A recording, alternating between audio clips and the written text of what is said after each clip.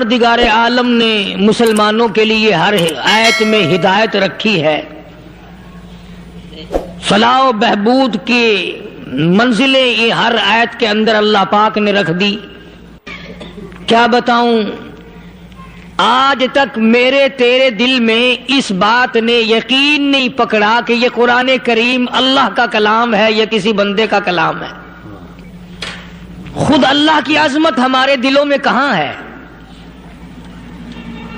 یہ تو اللہ پاک نے سوٹا لے کر اپنی خدائی ہم سے منوا رکھی ہے کہ کسی کی موت بھیج رہا ہے، کسی کو پیدا کر رہا ہے، کسی کو ہسپتال میں پھینک دیتا ہے، کسی کو تڑپتے ہوئے بازار میں لٹا دیتا ہے، کسی کو بھیک مانگتے ہوئے کو تخت شہنشاہی پہ بٹھا دیتا ہے، بادشاہ کا کان پکڑ کر گلیوں میں بھیک کے ٹکڑے منگوا دیتا ہے۔ خدا نے اپنی خدائی یوں منوا رکھی ہے۔ جہاں تک عظمتوں کا سوال ہے وہ ہمارے یہاں کہاں ہے؟ میں اپنی اور اپنے بزرگوں کی کیا بات کروں، اس اللہ والے کی بات کروں جس کو دوسرے طبقے کے لوگ بھی مانتے ہیں۔ پیر مہر علی شاہ صاحب رحمت اللہ علیہ گولڈا شریف والے اپنی ایک کتاب میں لکھتے ہیں کہ ہر وہ سانس جس میں اللہ کا نام نہ لیا گیا ہو وہ سانس حرام گیا۔ جس سانس میں پروردگار عالم کا نام نہ آیا ہو، مالک کائنات کا نام نہ آیا ہو، فرماتے ہیں سانس بھی تو ایک نعمت ہے، جب رکتا ہے تب پتہ چلتا ہے کہ یہ کتنی بڑی نعمت تھی۔ تو ہر سانس کے آنے کا شکریہ کا طریقہ یہ ہے کہ ایک مرتبہ اللہ آدمی کی زبان سے نکل جائے۔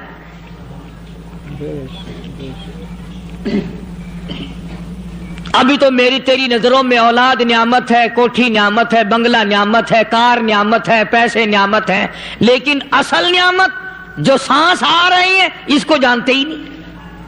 اس کی سمجھ اس دن لگتی ہے جس دن یہ سانس رکتا ہے، پھر بنتا کچھ نہیں۔ تو قرآن کریم کی ہر صورت میں، ہر آیت میں، ہر پارے میں اللہ تبارک و تعالی جل شانہ نے اپنی ذات و صفات لوگوں کو سمجھائی۔ اور کمال ہے کہ مخلوق خالق کو نہیں پہچانتی۔ کس طریقے سے سمجھایا جائے؟ اب آپ بالکل ذرا ابتدا کی طرف آئیں۔ ہر چیز کا مٹیریل آپ کو معلوم ہے۔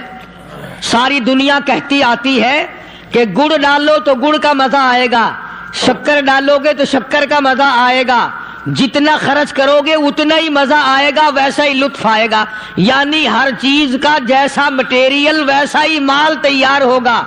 کبھی انسان نے بھی غور کیا اپنے مٹیریل کی طرف کہ میں بنا کی چیز سے ہوں؟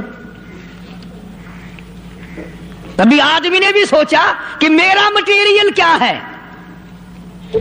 حالانکہ قرآن کریم للکار کی آواز دیتا ہے ثم جعلناہ نطفۃ فی قرار مکین،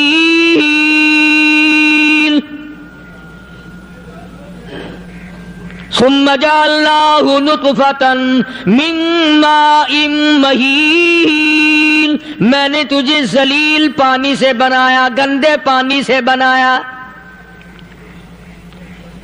هل أتى على الإنسان حين من الدهر لم يكن شيئا مذكورا، میں نے تجھے ایسی چیز سے بنایا جس چیز کا نام لینا بھی تیرے ماں باپ پسند نہیں کرتے تھے۔ لم يكن شيئا مذكورا، اپنی حقیقت کو سوچ، اپنی اصلیت کو سوچ۔ اور پھر میں نے تجھے بغیر اسباب کے پیدا کیا۔ ذرا توجہ تو کرو، فرمایا تیری ماں ساگ کھایا کرتی تھی اور میں اندر اندر آنکھیں بنا رہا تھا۔ اسباب تو دیکھ، مٹیریل تو دیکھ۔ ماں ساگ کھاتی ہے، اندر آنکھیں بن رہی ہیں جو سارے جہان کو دیکھ لیں۔ اماں گاجریں کھاتی ہے، اندر دل بن رہا ہے۔ اماں روٹیاں کھاتی ہے، اندر دماغ تیار ہو رہا ہے۔ اماں دال کھاتی ہے، اندر زبان تیار ہو رہی ہے۔ کس نے بنائے؟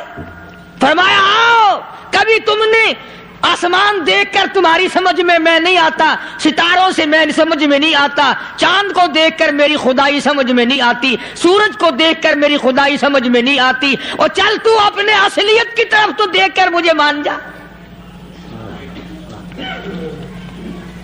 اپنے مٹیریل تو دیکھ۔ فرمایا تیری اماں ہزاروں چیزیں، سبزیاں، ترکاریاں، دال، گوشت کھاتی ہے، اندر ہڈیاں بن رہی ہیں، ادھر چائے کا پانی پیتی جاتی ہے تیری اماں، میں اندر اندر کتنا بہترین چہرہ بناتا جا رہا ہوں۔ فرمایا یخلقکم فی بطون امہاتکم خلقا من بعد خلق فی ظلمات ثلاث۔ اور میرے بندے، میں نے تجھے 3 اندھیروں میں پالا، ماں کے پیٹ کا اندھیرا، جھلی کا اندھیرا، رحم کا اندھیرا، ماں کو پتہ نہیں ماں سوئی ہوئی ہے، میں بنا رہا ہوں، تیری اماں کام کاج میں لگی ہوئی ہے، میں تجھے بنانے میں لگا ہوا ہوں۔ یہ پیارے پیارے لب کس نے بنائے، یہ پیاری پیاری آنکھیں کس نے بنائی، یہ کان کس نے بنائے، ان کانوں کے اندر جھلی اور پردے کس نے لگائے، یہ زبان کس نے دی، یہ دل و دماغ کس نے دیا۔ فرمایا میرے بندے کبھی تو غور کیا کر، ذالکم اللہ ربکم لہ الملک، تیری رگ رگ بنانے والا میں، اور میرے بندے مجھے اپنی کبریائی کی قسم، جتنے یہ تیرے سر پہ بال ہیں ایک بھی کسی اور کا بنایا ہوا نہیں، شکل تو کجا، لب تو کہاں، آنکھیں تو کون بنائے گا، ہاتھ تو کون بنا سکتا ہے، پیر تو کون بنا سکتا ہے، دل و دماغ تو کون بنا سکتا ہے، دماغ کے اندر سونگھنے کی طاقت کس نے رکھی، زبان کے اندر بولنے کی طاقت کس نے رکھی، چکھنے کی طاقت کس نے رکھی، ہاتھ کے اندر پکڑنے کی طاقت کس نے رکھی، پیر کے اندر چلنے کی طاقت کس نے رکھی، کانوں کے اندر سننے کی طاقت کس نے رکھی۔ فرمایا ذالکم اللہ ربکم، اور میرے بندے جب یہ سب کچھ کرنے والا میں اور میری یہ بات بھی مان جا، تیرا رب میں ہوں، کوئی نہیں میرے سوا تیری بگڑی بنانے والا، تیری مشکل کشائی کرنے والا کوئی نہیں، تیری حاجت روائی کرنے والا کوئی نہیں، تیری بگڑی بنانے والا کوئی نہیں۔ فرمایا تیری تو کیا مجال ہے، بڑے بڑے جب پھنسے سب نے میری ذات کو پکارا، فلما نجاہم الی البر اذا ہم یشرکون، جب آرام پہنچتا ہے، جب میں دولت دے دوں، اولاد دے دوں، مال دے دوں، مقدمے سے بری کر دوں، تندرستی عطا کر دوں، اللہ پاک فرماتے ہیں جب تو یوں کہتا ہوا عدالت سے نکلتا ہے نا، فلاں بزرگ نے مینوں بری کرا دیتا، فرمایا میرا غضب جوش میں آتا ہے، تیرے پیر پکڑ کر پٹک پٹک کے تجھے زمین میں ماروں۔ کیا میں نے نام غیروں کا، تو خود گوارا نہیں کر سکتا، جو تیری ہو وہ کسی سے آنکھ لڑائے، اور میں کیسے گوارا کروں بندہ میرا سر دوسرے کے آگے جھکائے۔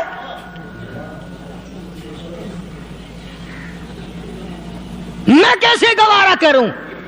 اور فرمایا جب کسی کا سر میرے دروازے پہ نہیں جھکتا، پھر مجھے بھی اپنی خدائی کی قسم ہے اگر میں مٹی اور درختوں کے سامنے نہ جھکاؤں تو میری خدائی کیا ہوگی؟ پھر در در کی مٹی چاٹتا ہے۔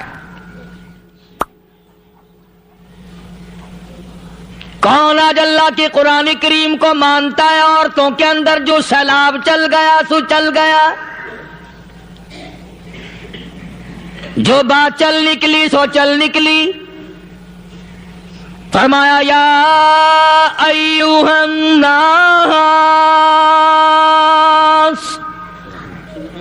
او لوگو، او بادشاہ، او امیر ہو، گورنر ہو، وزیر ہو، سفیر ہو، ذمہ دار ہو، تاجر ہو، یا ایھا الناس،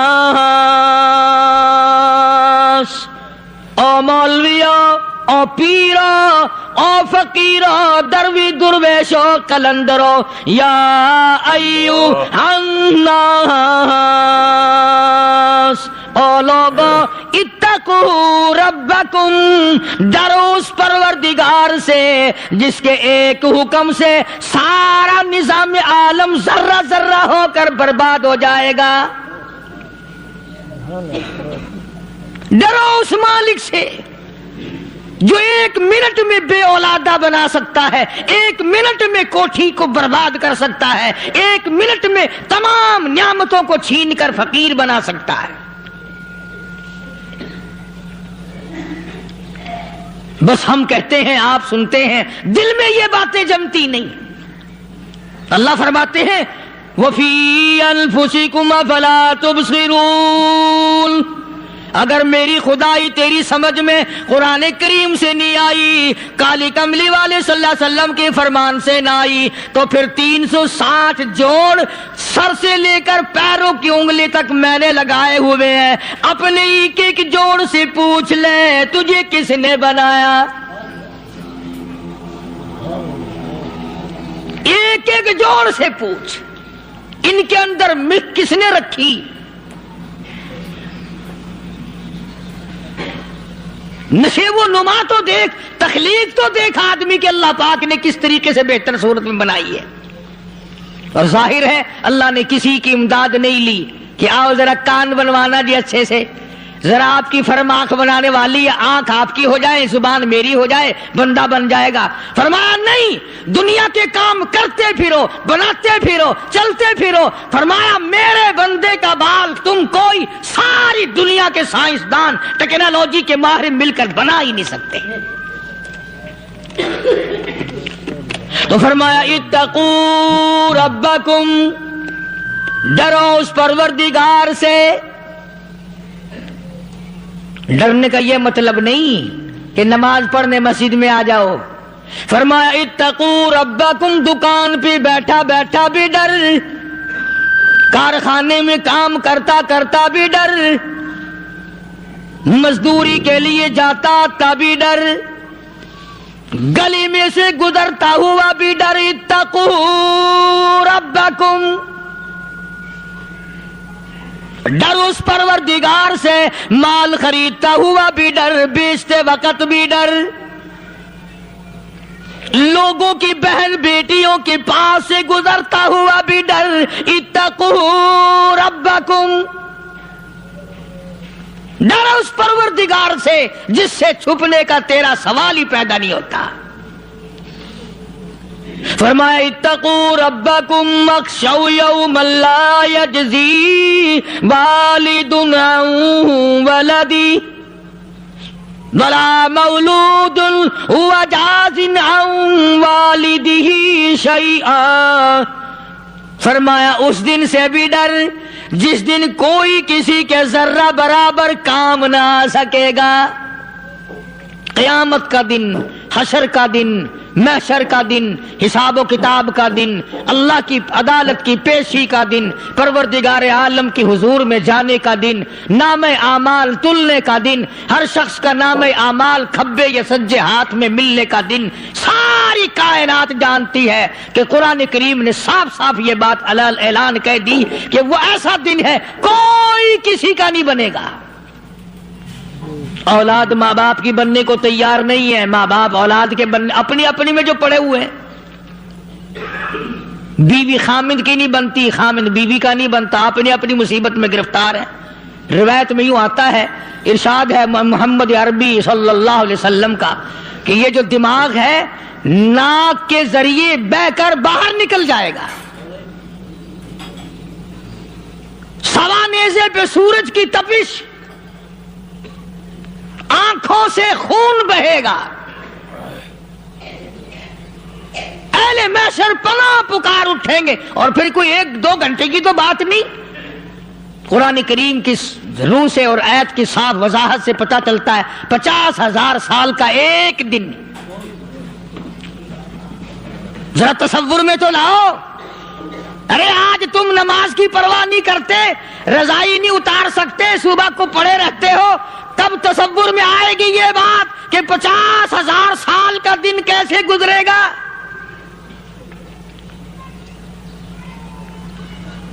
اب تو صبح کو عورت نہیں اٹھتی, مرد نہیں اٹھتا, شام کو یوں ہی کھا پی کر گدھے کی طرح بغیر نماز پڑھے سو جاتے ہیں, پرواہ ہی نہیں.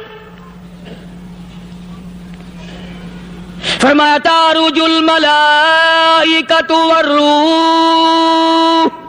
الیہ فی یوم کان مقدارہ 50,000 سنہ. 50,000 سال کا ایک دن. درخت نہیں, چھاؤں نہیں, کند نہیں, کوٹھی نہیں, بنگلہ نہیں, سمندر ختم, دریا ختم, نہر ندی نالے ختم, چشمے ختم, نل کے کنویں ختم, پانی کا نام و نشان نہیں. نظام عالم کو پہلے برباد کیا جائے گا, پھر یکدم سارا وجود میں لا لیا جائے گا. اذا السماء انشقت, یہ آسمان کڑاک کڑاک کر کے پھٹ پڑے گا. وَإِذَا النُّجُومُ انْكَدَرَتْ, ستارے زمین پہ دھڑام دھڑام کر کے گریں گے. وَإِذَا الْأَرْضُ مُدَّتْ, زمین بوریے کی طرح سے لپیٹ دی جائے گی. وَإِذَا الْجِبَالُ سُيِّرَتْ, یہ بڑے بڑے پہاڑ ہوا میں کپاس کی طرح اڑتے پھریں گے. تمام کے تمام علامات قرآن کریم بتا رہا ہے. اور آج مسلمان ہے, میں خود ہوں, آپ ہیں, میں قسم کھاتا ہوں کہ ہمیں خدا کے کلام پہ یقین کوئی نہیں. اگر یقین ہو پھر یہ غفلت. صحابی مدنی کریم صلی اللہ تعالی علیہ وسلم کا ساری رات کروٹیں بدلتا ہے. صبح ہوئی, بیٹی نے پوچھ لیا, ابا جان میں ساری رات دیکھتی رہی, آپ کو نیند نہیں آئی, کیا کوئی تکلیف ہے؟ دیکھنے والی بیٹی کے بھی قربان جاؤں, بے چین ہونے والے ابا کے بھی قربان جاؤں. آخر بیٹی بھی جاگ رہی ہوگی تبھی تو دیکھا ہوگا. کہنے لگے ابا میں نے ساری رات کروٹیں بدلتے دیکھا, کیا بات ہے, آج نیند کیوں نہیں آئی؟ فرمایا لختے جگر او نور نظر, او میری بیٹی کل قرآن کریم کی ایک آیت سن کے آیا ہوں, ثم لم یتوبوا فلہم عذاب جہنم ولہم عذاب الحریق.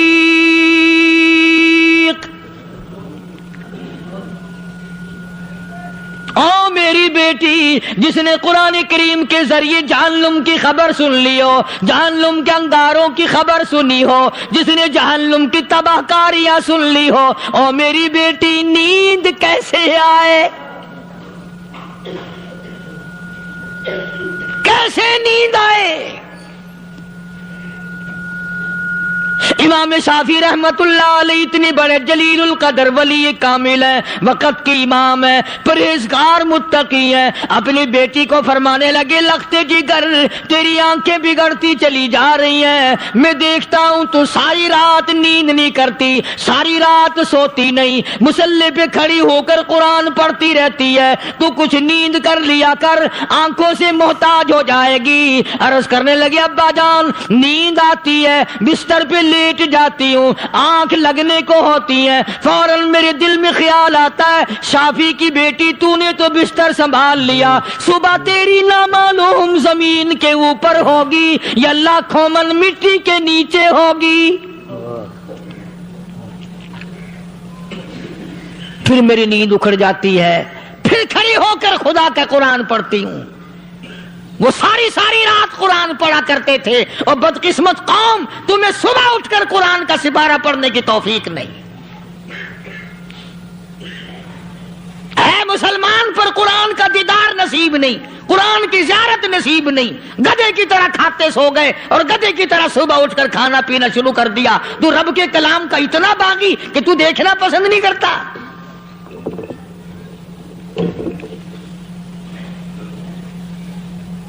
اور دنیا کی چیز اگر گھر میں نہ ہو، ٹھنڈے ٹھنڈے سانس مارتے ہیں عورتیں بھی، ہاں جی اپنی زمین کوئی نہیں نا، اپنی ہاں جی مکان اچھا اپنے پاس کوئی نہیں، فلاں چیز اپنے پاس کوئی نہیں۔ کبھی کسی نے ٹھنڈا سانس مارا کہ ہم 10 آدمی ہیں گھر کے، ایک آدمی بھی قرآن پڑھنے والا نہیں، ہم سارے کے سارے پتہ نہیں کیسے اکٹھے ہو رہے ہیں۔ اللہ، اگر دل میں عظمت ہو، ڈاکٹر ہو، افسر ہو، وزیر ہو، آخر ہے تو انسان، ہے مسلمان، ہے مدنی کریم صلی اللہ علیہ وسلم کا امتی، پھر قرآن سے اتنا دور کیوں ہے؟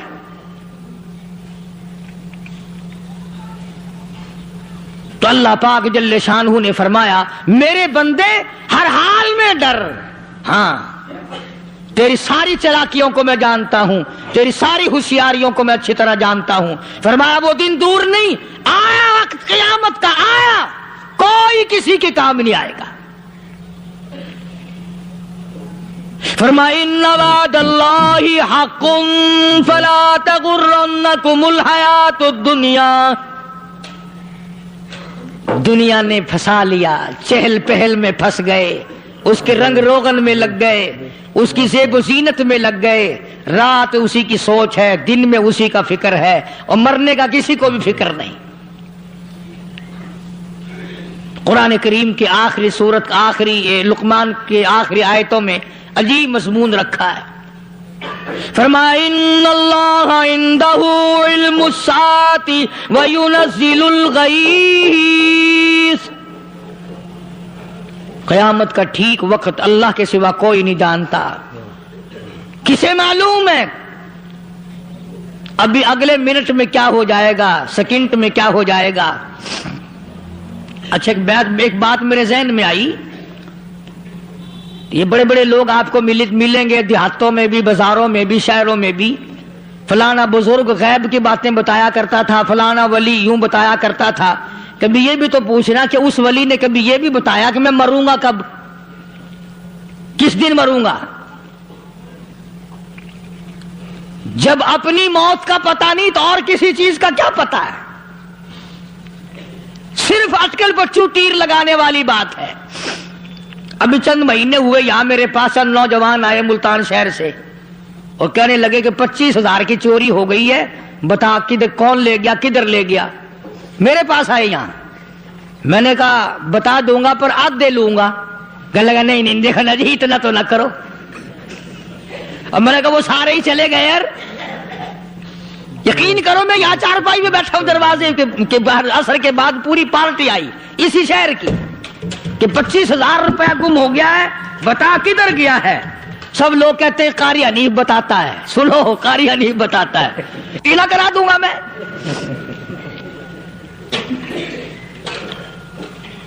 جتنا میں نے انکار کیا میرے سر ہوتے چلے گئے، اخیر میں نے بکواس کر دی، میں نے کہا اچھا بتاؤں گا پھر آدھے لوں گا۔ کہنے لگے نہیں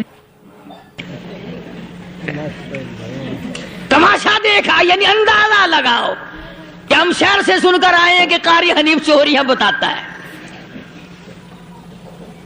اللہ غنی، کس کو معلوم ہے کہ ابھی کیا ہو جائے گا؟ اللہ پاک نے کسی کو نہیں بتایا۔ فرمایا ان اللہ عندہ علم الساعۃ وینزل الغیث۔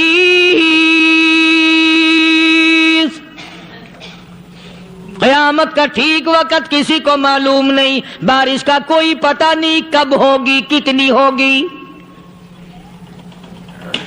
تم ابھی کہہ رہے ہوگے کہ جی محکمہ موسمیات والوں کو پتہ چلتا ہے، ان 3 مہینے میں یہ محکمہ موسمیات والے کئی دفعہ کہہ چکے ہیں کہ بندہ باندی ہوگی مگر کچھ بھی نہیں ہوا، بلکہ جتنے یہ زیادہ بتلاوے نا اتنا ہی موسم خراب ہوتا چلا جاوے۔ پچھلے سال انہوں نے روئی کی گانٹھوں کی گنتی بتائی کہ اتنی کپاس پیدا ہوگی ملک میں، اتنی روئی کی گانٹھ بنے گی، اتنی باہر بھیجیں گے اور اتنی اپنے گھر رکھیں گے۔ ذرا پوچھو تو صحیح ذمہ داروں سے سر کھجاتے پھرے کہ کھاد کے پیسے بھی واپس نہیں ہوئے. بھلے کسی کو کیا پتا کہ ابھی کیا تھا اور ابھی کیا ہو جائے گا, کل کیا ہوگا, پرسوں کیا. ایک اللہ کی ذات جانتی ہے. فرمایا وَيُنَزِّلُ الْغَيْثَ, کوئی نہیں جانتا بارش کب ہوگی, کتنی ہوگی, کہاں تک ہوگی, کس قدر ہوگی, کس طرح میں ہوگی, کہاں نہیں ہوگی. وَيَعْلَمُ مَا فِي الْأَرْحَامِ, کوئی نہیں جانتا عورت کے پیٹ میں کیا ہے, لڑکا ہے کہ لڑکی.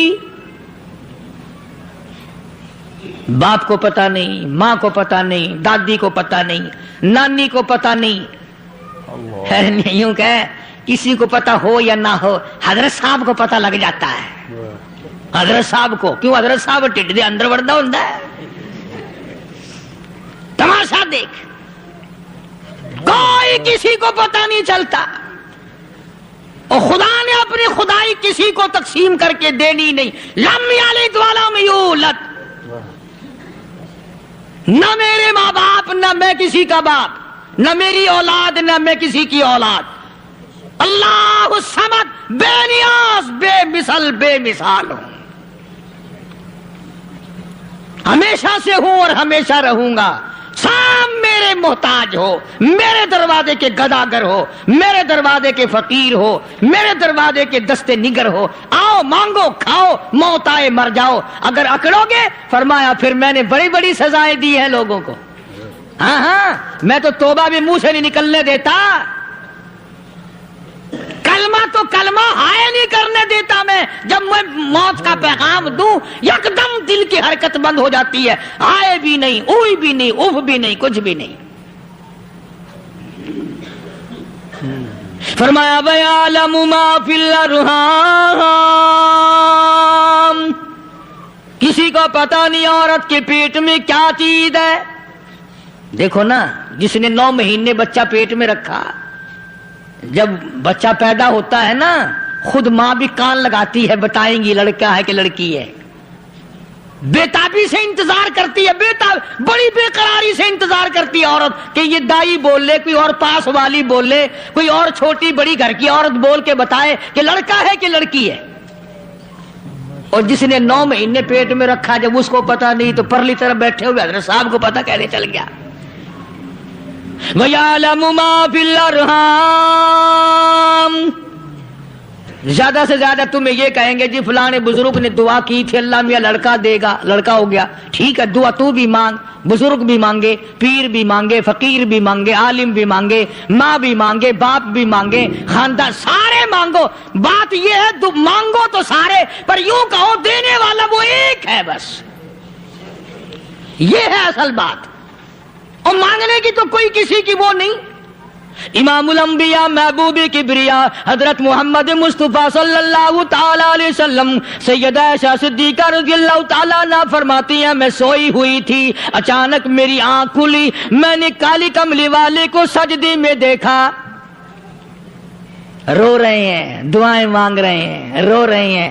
حضرت عائشہ فرماتی ہیں اللہ اکبر, فرماتی ہیں اتنے روئے سرکار مدینہ صلی اللہ علیہ وسلم, سانس رک گیا, سانس گھٹ گیا آپ کا. حضرت عائشہ فرماتی ہیں میں اپنا جگر پکڑ کے بیٹھ گئی, کہیں آج بیوہ تو نہیں ہو جاؤں گی.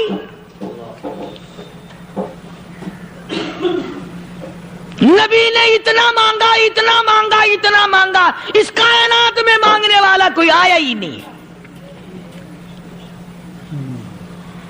ہر آن مانگا, ہر لمحہ مانگا, ہر گھڑی مانگا, اور اتنا مانگا. میری بات لکھ کے لے جاؤ انشاءاللہ, کچی پکی بات نہیں.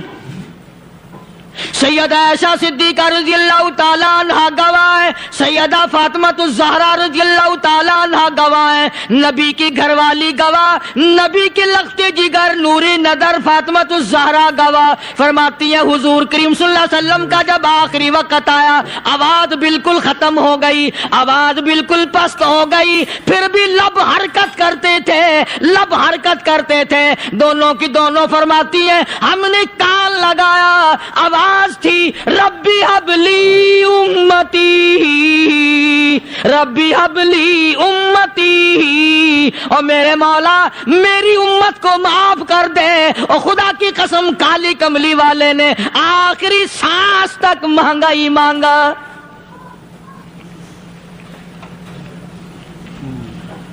چاہے تیرے لیے مانگا, امت کے لیے مانگا, مگر ہر وقت مانگا. اور یوں فرمایا کہ میدان حشر میں جب لوگ چاروں طرف سے پریشان ہو کر, عاجز ہو کر, تنگ ہو کر, دھکے کھا کر, ذلیل ہو کر انبیاء علیہ الصلوۃ والسلام کے مشورے سے جب حضور کریم صلی اللہ علیہ وسلم کے دربار میں آئیں گے, مشکاۃ شریف میں حدیث موجود ہے, ارشاد حضور کریم صلی اللہ علیہ وسلم کا, فرمایا لوگ مجھے سفارش کے لیے کہیں گے اللہ اکبر کبیرہ. تو یوں فرمایا یہ نہیں فرمایا کہ میں اللہ میاں کو ٹیلی فون کروں گا کہ دیکھنا ذرا خیال کرو امت آ رہی ہے میری, یا امت کو یہ کہے کہ رکا لے جاؤ, بلکہ یوں فرمایا جیسے امت آ کر کے مجھے پریشان کرے گی میں سجدہ کروں گا, میں سجدہ کروں گا. اس وقت بھی سر میرا در تیرا, جھولی میری عطا تیری. اور حدیث پاک کا اگر مضمون پڑھ کر دیکھو سارے مضامین حل ہو جائیں. یوں فرماتے ہیں خود حضور کریم کہ میں اتنا لمبا سجدہ کروں گا اس وقت قیامت میں, اتنا لمبا سجدہ کروں گا کہ 7 دن 7 راتیں کا وقت 1 ہفتے کے برابر وقت لگ جائے گا, میں سر سجدے سے نہیں اٹھاؤں گا.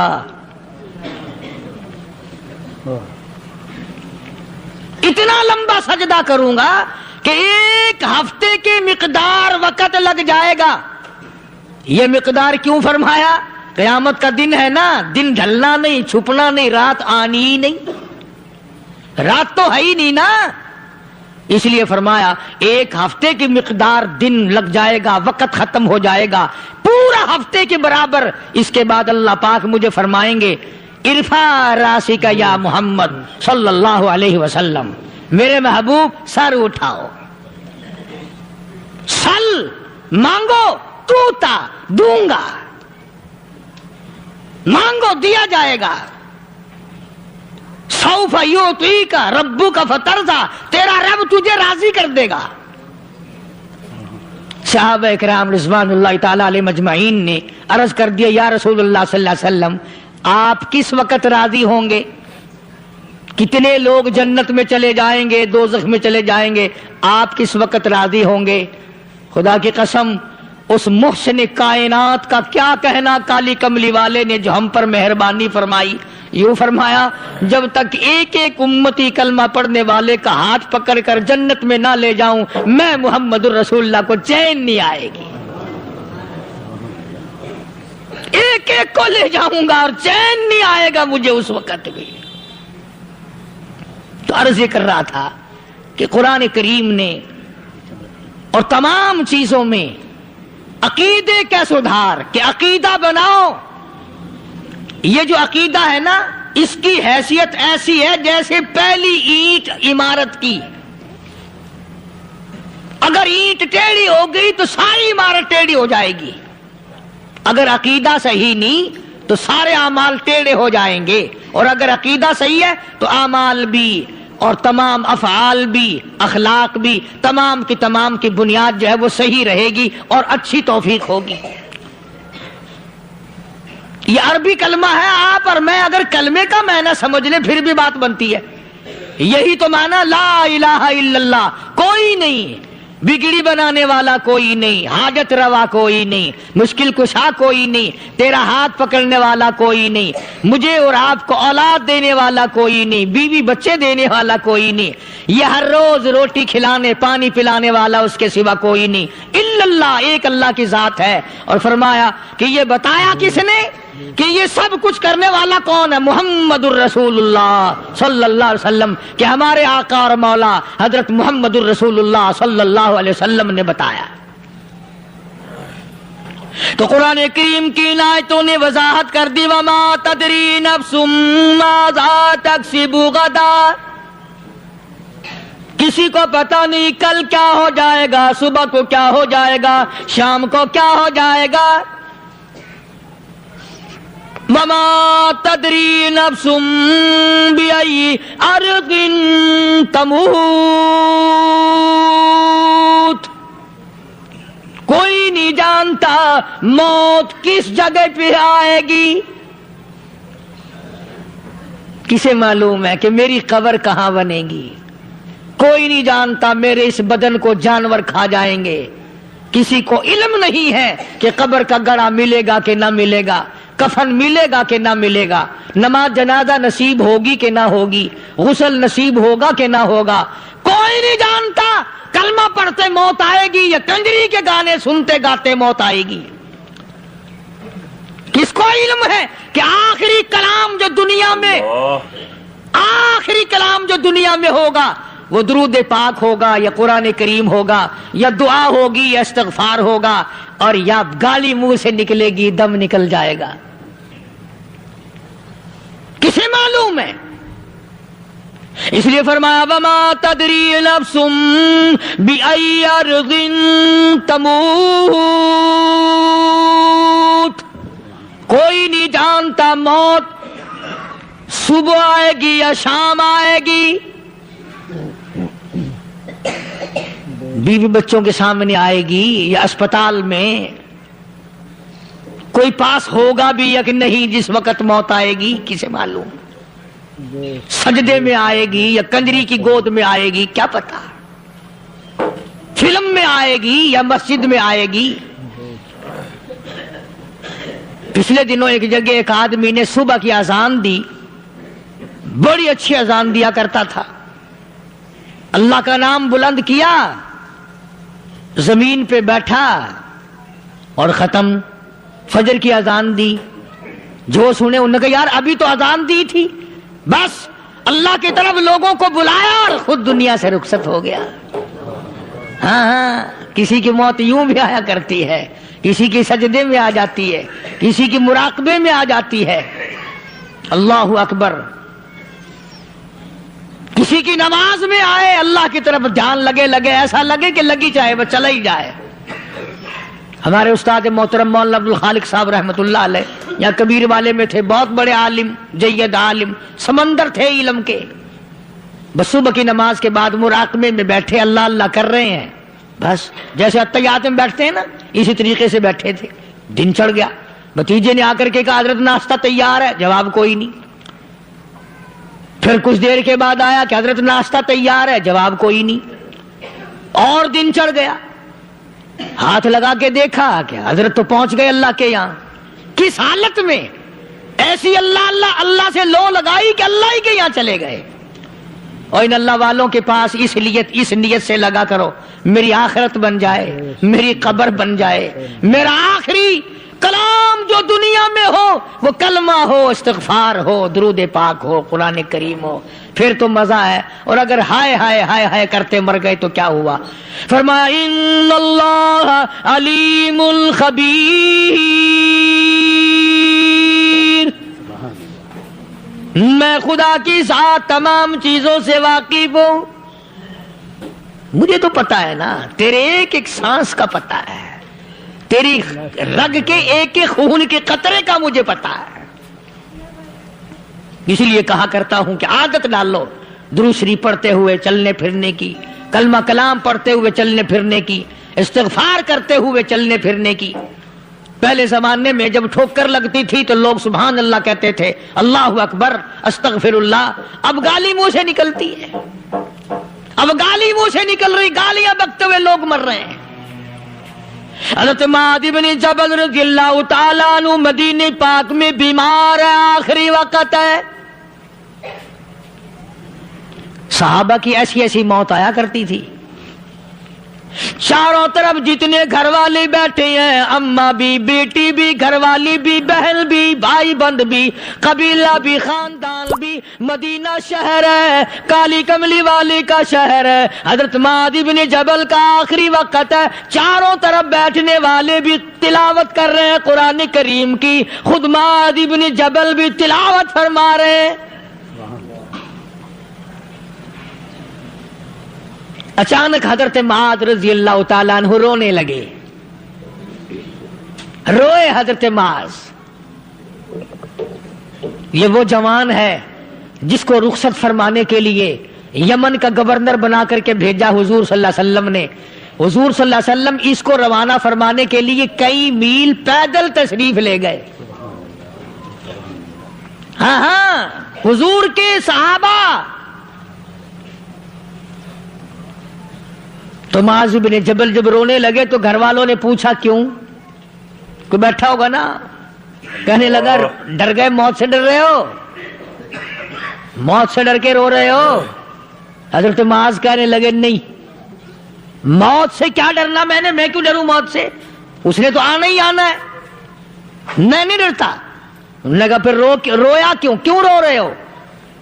اللہ اکبر. صحابی کہتا ہے میرے دل کی تمنا میرے دل میں رہی، میری آرزو پوری نہ ہو سکی، میری حسرت میرے دل میں رہی، میرا شوق پورا نہ ہو سکا، میری آرزو پوری نہ ہو سکی، میری تمنا پوری نہ ہو سکی. بستر پہ موت آ رہی ہے اس لیے رو رہا ہوں. اے کاش رمضان کا مہینہ ہوتا، میں روزے دار ہوتا، گرمی کا موسم ہوتا، مجھے سخت پیاس لگی ہوتی، کفار سے مقابلہ ہوتا، میدان جہاد اور جنگ ہوتا، میں کئی کافروں کو قتل کر دیتا، پھر وہ مجھے قتل کر دیتے، میری زبان کاٹ لیتے، میری اللہ کے یہاں پیشی ہوتی، میرا رب مجھ سے پوچھتا معاذ دنیا سے کیا لایا؟ میں عرض کرتا الہی بولوں کیسے، تیری راہ میں زبان کٹا کے آیا ہوں اور روزہ رکھ کر آیا ہوں، تیرے محبوب کے حوض کوثر کے پانی سے روزہ افطار کروں گا. کہتا اس لیے رو پڑا ہوں کہ بستر پہ موت آ رہی ہے. ڈر کس چیز کا؟ یہ نہیں ڈرا کرتے تھے. حضرت ابو ایوب انصاری سب قید رضی اللہ تعالی عنہ. اللہ اکبر، کتنا بڑا مقدرہ والا جوان ہے. مدینے پاک میں حضور کریم صلی اللہ علیہ وسلم نے اسی کے یہاں ڈیرا لگایا. آخری وقت ہے، بیمار ہے ابو ایوب انصاری. مدینے سے صحابہ جنگ کے لیے چلے. آؤ صحابہ کی تمنائیں دیکھو. ہم جتنے بیٹھے ہماری تمنا تو یہی ہے نا، کاروبار بڑھ جائے، مکان دکان کا ساز و سامان بڑھ جائے، یہ مل جائے وہ مل جائے، یہ ہو جائے وہ ہو جائے.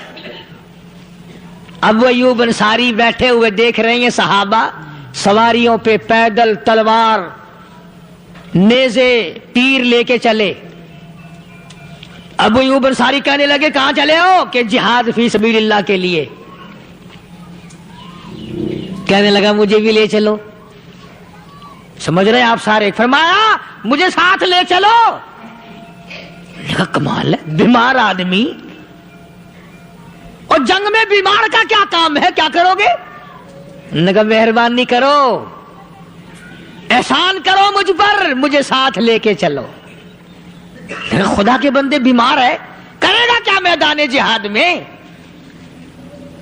کہنے لگا تم تو بیمار کی بات کر رہے ہو، مجھے ساتھ لے چلو اونٹ پہ ڈال کر. توجہ کرنا ذرا، آخری بات میرے یاد آئی ہے بتانے لگا ہوں. ابو ایوب انصاری حضور کا میزبان مدینے والا کہتا ہے میں بیمار ہوں، مجھے اونٹ پہ ڈال کے لے چلو، اور اگر میری راستے میں موت آ جائے پھر بھی میری لاش کو ساتھ لے جانا. جہاں کفر اور اسلام کا جنگ ہوگا، مقابلہ ہوگا، اس میدان میں میری لاش کو پھینک دینا. شاید کسی مجاہد کی سواری کا پیر میرے اوپر آ جائے، میں بھی قیامت میں اللہ کے حضور میں کہوں گا یا اللہ تیرے میدان جہاد سے اٹھ کے آیا ہوں. میں بھی اندازہ لگا ابو ایوب انصاری کی تمناؤں کو دیکھ، حسرتوں کو دیکھ. فرمایا مجھے ساتھ لے چلو، اگر میری موت آ جائے تو لاش کو بھی پھینکنا نہیں، دفن راستے میں نہ کرنا، ساتھ لے چلو، وہاں میدان میں ڈال دینا، اور اسلام کے لیے جو لڑنے والے ہوں، کفر کو مٹانے والے ہوں، ان کے پیر میرے اوپر آ جائیں، میں کامیاب ہو جاؤں گا. ایک تم ہو جو مسجد میں جھاڑو دینے سے بھی آر کرتے ہو، صف بچھانے میں بھی تمہیں شرم آتی ہے، सफ इकट्ठा करने में भी तुम्हें शर्म आती है, इधर उधर कोई चीज करने में तुम्हें क्या मालूम है? जिस वक्त क़यामत के दिन इन शाही दरबारों के खादमों को इनाम मिलेगा ना, फिर टकरे मारोगे, ओ हो, लो भाई कमाल हो गया, हम तो यूं ही रह गए। तो आज तौफीक नहीं रही, अल्लाह से मांग, सोते भी मांग, जागते भी मांग, हर वक्त मांग, वही तेरी मेरी झोली भरेगा। मिस्र के गवर्नर ने, मिस्र के जनरल कर्नल ने खत लिखा सैयदना फारूक आजम रज़ी अल्लाह ताला अन्हु की खिदमत में। दौरे खिलाफत है हजरत फारूक आजम का।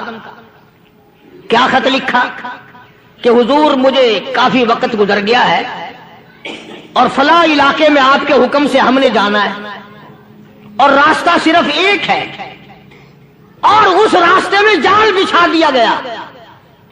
अब मुझे मशवरा दे, मैं क्या करूं, हुक्म दे मुझे।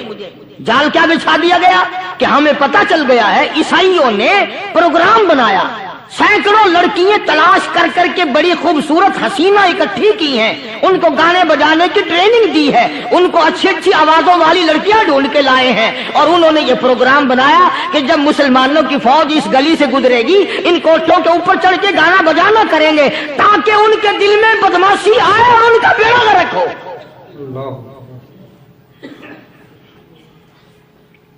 कभी काफिर का यह अकीदा था कि मुसलमान का दिल बिगड़ा तो ये गया, इसकी नीयत में खराबी आई और ये तबाह हुआ। जनाबे फारूक आज़म रज़ियल्लाहु ताला अन्हु ने उसे ये खत ने लिखा कि तू कुरान पढ़ा कर, तू नफिल पढ़ा कर। अमीरुल मोमिनीन खलीफतुल मुस्लिमीन सैयदना फारूक आज़म रज़ियल्लाहु ताला अन्हु ने अपने जनरल कर्नल को खत लिखा कि इसमें लंबी चौड़ी फिक्र की कोई बात नहीं, इसमें कोई परेशानी वाली बात नहीं, कोई सोचो विचार वाली बात नहीं, सारे तेरी फौज में तेरी कमान में मुसलमान है, सबको इकट्ठा कर ले, सारों को इकट्ठा करके कुरान करीम के सूरत नूर की 2 आयतें सुना दे।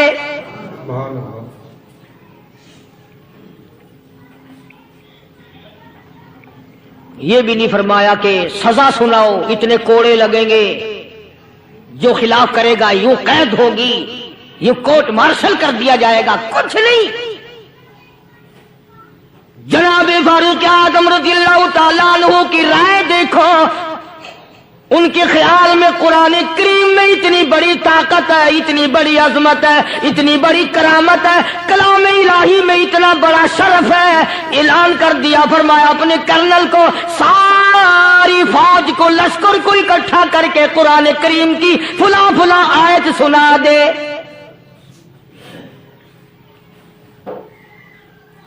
और उसके बाद बेधड़क फौज को, लश्कर को उसी रास्ते से गुजार के ले जा, बेधड़क ले जा। हाय, कभी कुरान की 2 आयतों से काम बन जाता था, अब सारे कुरान से मेरा तेरा काम नहीं बनता। चुनाचे मिस्र के कर्नल ने, मिस्र के जनरल ने सारी फौज को इकट्ठा कर लिया। उसने भी ये बात तो नहीं कही कि फारूक आजम को दोबारा खत लिखता कि हजरत ये तो 2 आयतें आपने लिखी, ये तो सारा कुरान रोज पढ़ते हैं, पर बनेगा क्या? जैसे फारूक आजम का यकीन था, फारूक आजम की फौज के कर्नल का भी यकीन है, फारूक आजम के फौज के जनरल का भी यकीन है। उसने सारी फौज को इकट्ठा किया, लश्कर को जमा किया और उसके बाद कहने लगा, कुल्लिल मुमिनीन यगुद्दू मिन अबसारिकुम व यहफज़ू फुरूजहुम ज़ालिका अज़का लहुम इन्नल्लाह खबीरुम बिमा यसनऊन। ओ लोगों, खुदा तुम्हें कहता है अपनी आंखों की हिफाजत करो, अगर तुम्हारी नजरें गलत जगह पड़ी अपनी इज्जत की हिफाजत करो, अपनी आबरू की हिफाजत करो, अगर गलत नजरें पड़ी, गलत इस्तेमाल हुई, इन्नल्लाह खबीरुम बिमा यसनऊन।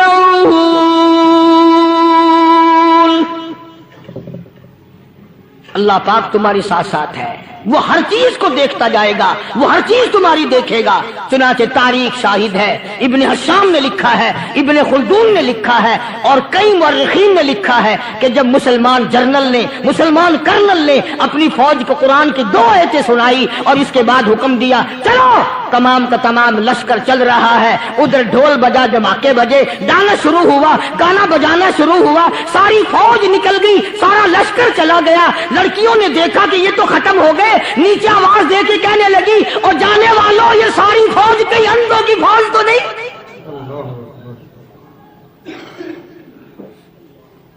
یہ حسن کا نظارہ اور یہ ڈانس اور یہ آواز، ہم ناچ ناچ کے تھک گئی، کوئی سر نہیں اٹھاتا۔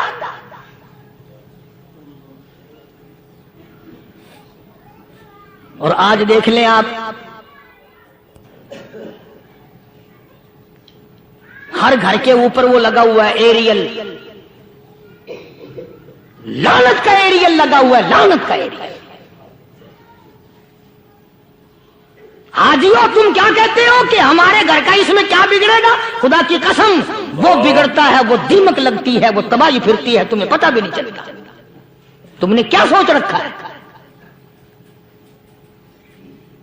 مسلمان کرنل کے حکم پہ ساری فوج نکل گئی، ناچنے والی گانے والی لڑکیاں عیسائیوں کی حیران ہیں، کیا ہوا؟ لاکھوں کی تعداد میں فوج گزر گئی، کوئی نگاہ اٹھا کے نہیں دیکھتا۔ ایک مسلمان سپاہی گزرتا گزرتا نیچی نظریں کیے کیے کہنے لگا سر کیسے اٹھائے، نگاہ کیسے کوئی اٹھائے گا؟ یہ سارے کے سارے اللہ کا قرآن سن کر آئے ہیں۔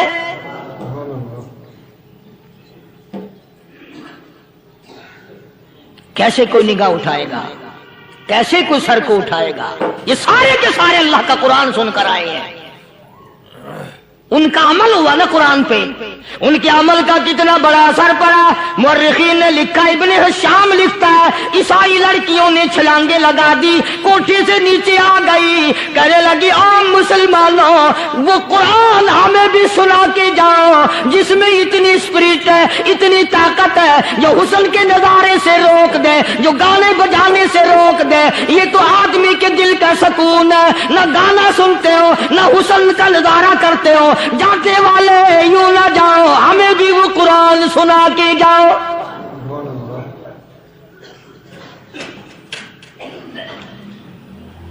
اس قرآن میں کتنی بڑی طاقت ہے، وہ کتنی عظمت ہوگی اس میں، اس کلام میں کتنی برکت ہوگی، جس کلام میں یہ تاثیر ہے کہ وہ ایسی ایسی چیزوں سے روک دیتا ہے۔ چنانچہ ایک مسلمان سپاہی چلتا بھی جاتا ہے اور کہنے لگا وَقُلْ لِلْمُؤْمِنِينَ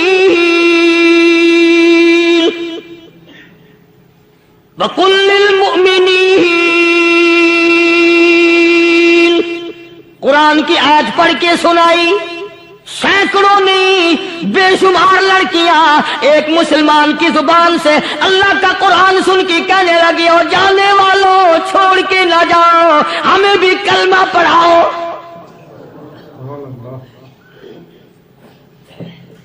جتنی بھی وہ ناچنے گانے والی تھی تمام کی تمام کلمہ پڑھ کر مسلمان بن گئی۔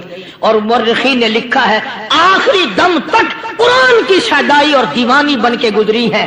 پھر وہ لڑکیاں جو رات دن حسن و جمال کا پیکر بنی رہتی تھی، علماء نے لکھا ہے جب موت آئی ایک ایک کے بدن میں کپڑے لباس میں موت آئی تو 50-50 ٹاٹی لگی ہوئی تھی۔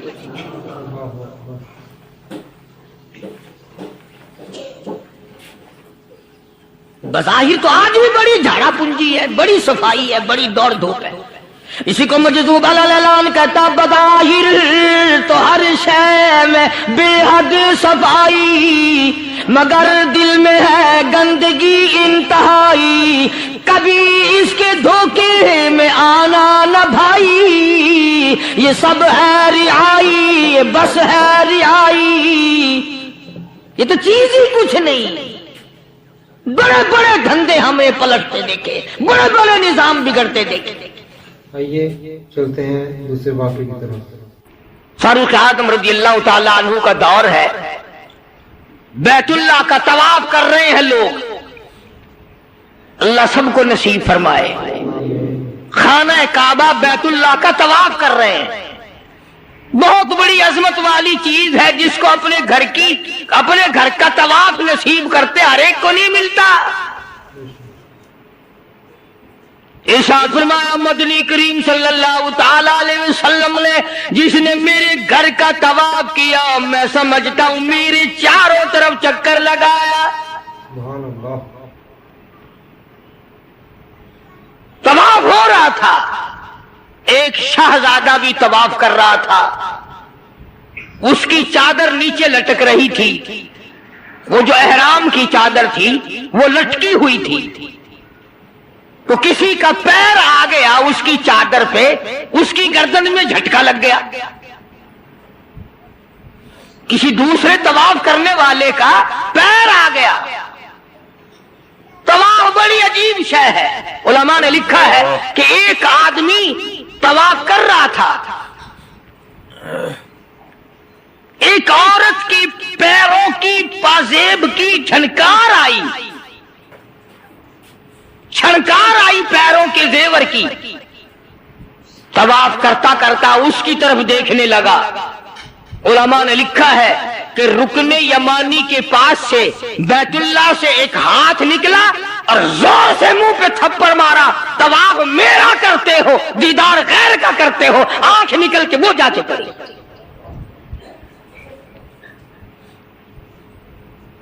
طواف میرا کرتے ہو اور زیارت غیر کی کرتے ہو. آنکھ نکال دی, تھپڑ لگا.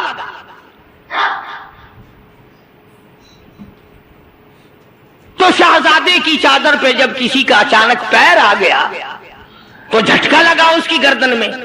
اس نے جو مڑ کے دیکھا تو غریب آدمی نظر آیا, بدوی, ایک دیہاتی. مارا زور سے تھپڑ اس کے منہ پہ شہزادے نے.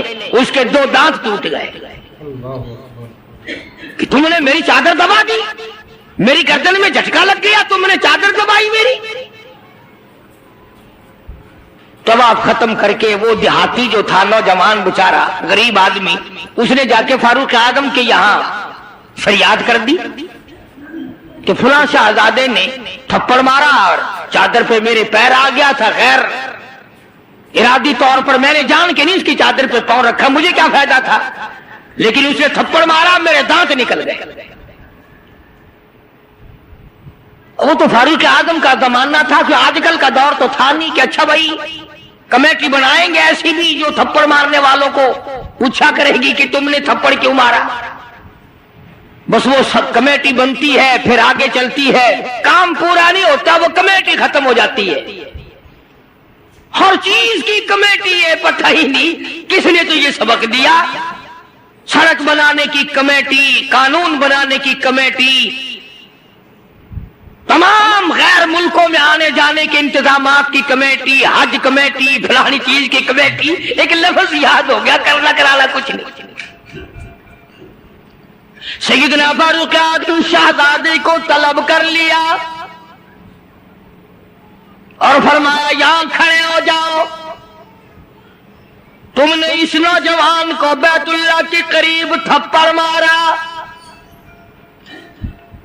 تماچا مارا اس کے منہ پہ, لگا اس نے جب یہ بات سنی وہ شہزادہ جو تھا وہ مسلمان ہوا تھا. کہنے لگا فاروق اعظم شاید آپ نے مجھے پہچانا نہیں, شاید آپ نے مجھے پہچانا نہیں. میں تو جبلہ ابن اوہم ہوں, میں تو بہت بڑا آدمی ہوں, میں کوئی دیہاتی ہوں, کوئی عام آدمی ہوں جو فوراً آپ بدلہ دلوا رہے.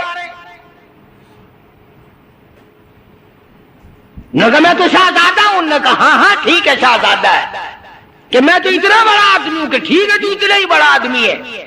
میں تو جبلہ ابن اوہم ہوں کہ ہاں تو جبلہ ابن اوہم ہے, مگر یہاں کھڑا ہو جا, یہ تجھے تھپڑ مارے گا. کمال ہے, میں اتنا بڑا آدمی اور یہ 2 ٹکے کا آدمی مجھے تھپڑ مارے گا کہ ہاں مارے گا. تمہارے یہاں چھوٹے بڑے کی کوئی تمیز نہیں کہ ہاں لا الہ الا اللہ محمد الرسول اللہ صلی اللہ علیہ وسلم پڑھنے والا یہاں سب ایک ہے. جس نے کلمہ پڑھا سب سب ایک ہو جاتے ہیں۔ کل ایک آدمی 4 مہینے افغانستان کے مجاہدین کے ساتھ گزار کے آیا، دوست آدمی ہے، جہاں اس نے اور باتیں بتائی وہاں ایک یہ بات بتائی کہ ایک محاذ پہ ایک روسی کو پکڑ لیا، روسی بدماش کو پکڑ لیا، وہ جو آئے ہوئے ہیں نا، اس نے کلمہ پڑھ لیا، مسلمان بن گیا۔ تو 2-4 دن کے بعد اس سے پوچھا کہ تو نے اپنے کفر میں یا اپنے معاملات مذہب میں اور ہمارے اسلام میں کچھ فرق پایا؟ ایک بات اس نے بتائی، وہ میں نقل کر دیتا ہوں، شاید آپ کو بھی پسند آئے۔ جتنے کہ وہ مسلمان بنا اتنے کی بات اسے محسوس ہوئی، کہنے لگا میں اپنے منہ میں بڑا ٹوتھ پیسٹ مارتا تھا، بڑا برش مارتا تھا، بڑی منجن مارتا تھا اور میرے منہ کی بدبو نہیں جاتی تھی، جب سے میں نے تمہارا کلمہ پڑھا میرے منہ کی بو ختم ہو گئی۔ بالکل میرے منہ میں سے بدبو نہیں آتی، ورنہ میں خود تنگ تھا۔ اندازہ لگاؤ، لا الہ الا اللہ محمد الرسول اللہ پڑھنے سے اگر ایک روسی کافر کے منہ کی بدبو ختم ہو سکتی ہے تو کیا میرے تیرے جہنم کے سلگے ہوئے وہ لا الہ الا اللہ محمد الرسول اللہ پڑھنے سے جہنم کے انگارے نہیں بجھ جائیں گے؟ تو فاروق اعظم رضی اللہ تعالیٰ عنہ نے فرمایا کہ بھائی یہاں بدلہ دینا پڑے گا، یا کوئی چھوٹے بڑے کی بات نہیں۔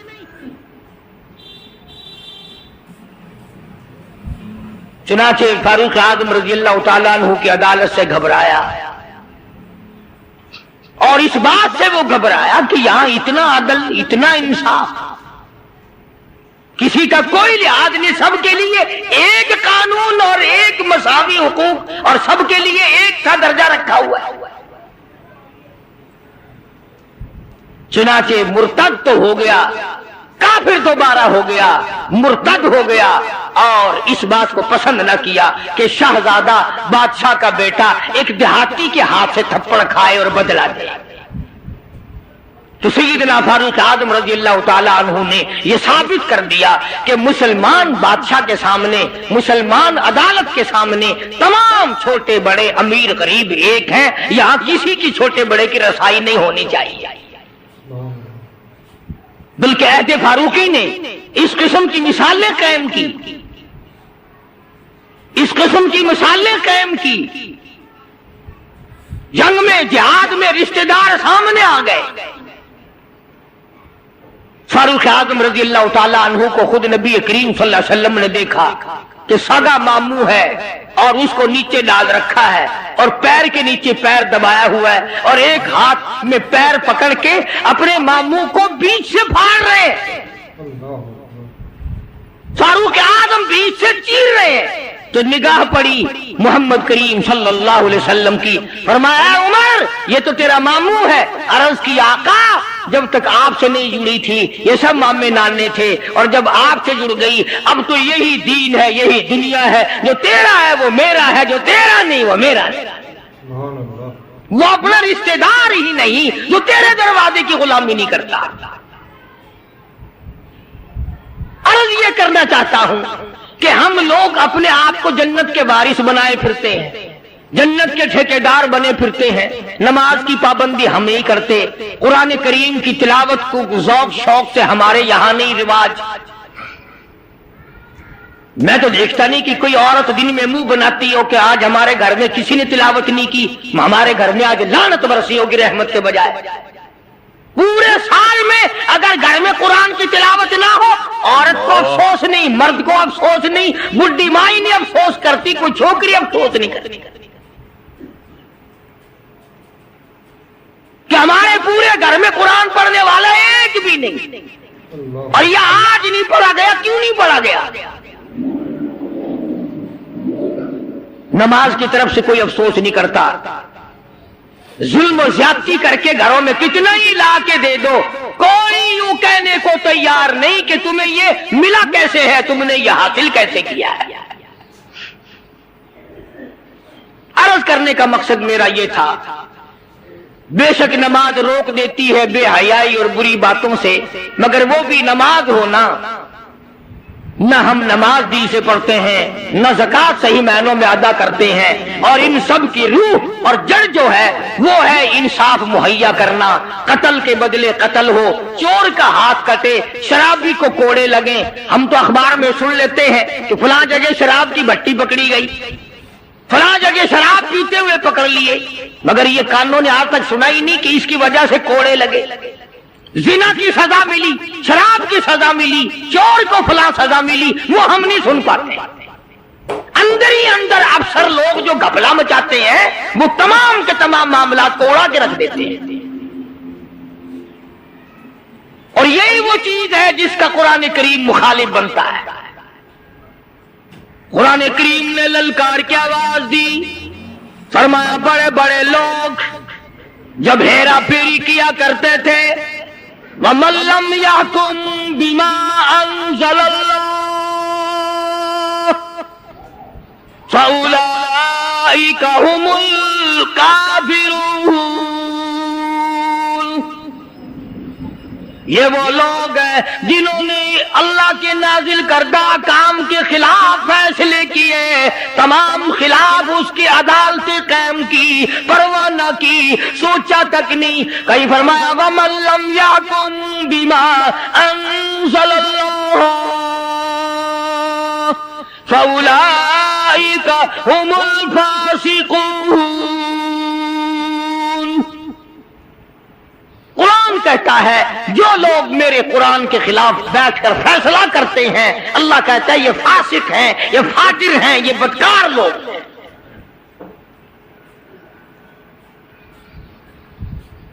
میرا عرض کرنے کا مطلب منشا یہ ہے کہ ہم ایک طرف سے اپنا دامن صاف کرتے ہیں تو دوسری طرف سے گندگی آلود رہ جاتا ہے۔